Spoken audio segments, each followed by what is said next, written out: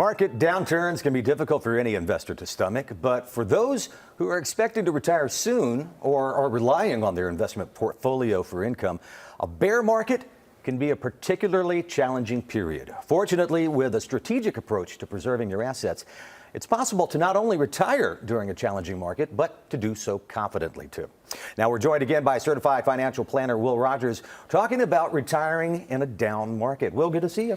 No, good to be here and enjoying it. You know, I love how your chart, the W, is the chart of the market for the year. It really is. Yeah, it really is. This is true to life there for you.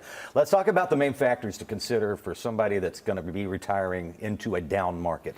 So when you retire into a down market, a handful of things you want to keep in mind. You want to look at taking a bucket approach to handle your investments. You really want to be strategic about where you pull your income from, and you want to be very careful with the lifestyle or discretionary purchases that you've got coming up.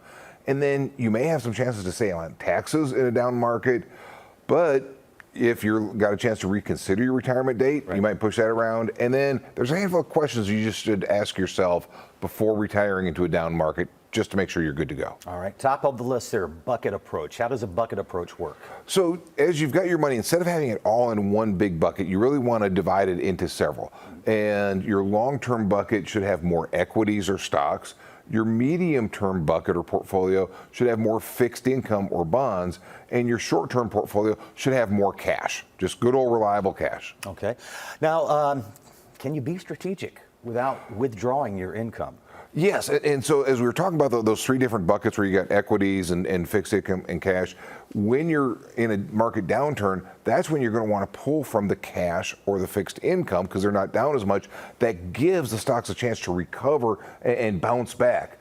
If you're subject to required minimum distributions from the IRS, you might want to take some of that money out and reinvest it in the stock market while it's down in the hopes of it coming up in the future. Okay. So people have got their expenses. There should be some that you can limit, though. What expenses should certain people limit? No, and as you're looking at the expenses, a trip to Europe is something that you can likely postpone and delay for another day. But a trip to the grocery store is not something you're going to be able to postpone or delay for another day. So as you're thinking of those expenses, if there's a new car purchase on the horizon, maybe put a few extra miles on your car, repair it rather than replacing it. If there's things that you're not using and you're still paying for them, it might be subscriptions, storage that you can get rid of. Look at your budget to try and thin those expenses. If they're not providing value to you and your family, why are you spending money on it anyways? It really comes down to just basic needs versus wants. Correct. Okay. Correct. Let's talk about taxes here. How can you save on taxes with this in a down market? No, in a down market, there's several different opportunities. So one of them is you can do what's called tax loss harvesting. So if you paid a price for something and it's now below that price, if you sell it, you can deduct a portion of that loss off of your income taxes, or there's a limit on that, but you can use it to offset future gains that you might have. So tax loss harvesting is a good thing. Another one, if the market's down, you can do a Roth conversion and intuitively like, wait a minute, well, if I do a Roth conversion, I'm going to pay more taxes today. Yes, you do pay more taxes today, but if it's on a decreased asset level, the money that you're paying taxes on, you have to pay taxes on someday anyways. Right. So you're kind of getting a 20% discount on those future taxes. And then another one for folks that have company stock in their retirement plan, there's a strategy called net unrealized appreciation.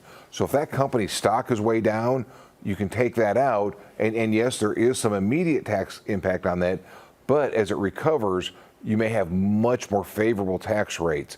And so for folks that have company stock in their retirement plan, you want to look at that net unrealized appreciation. Okay. Now, you mentioned reconsidering your retirement date. There are a lot of people out there that don't have one yet, obviously, but if you do have one set in place, then you might need to reconsider it? No, if it makes financial sense to put things off, yeah, now's the time to put it off. But also keep in mind if it makes psychological sense. You may have enough money to retire, but if you're just worried, it may give you that peace of mind to work an extra year or two just so you feel better. And it sounds funny. Most folks want to quit work for psychological reasons. They want to Right, feel better to exactly. retire.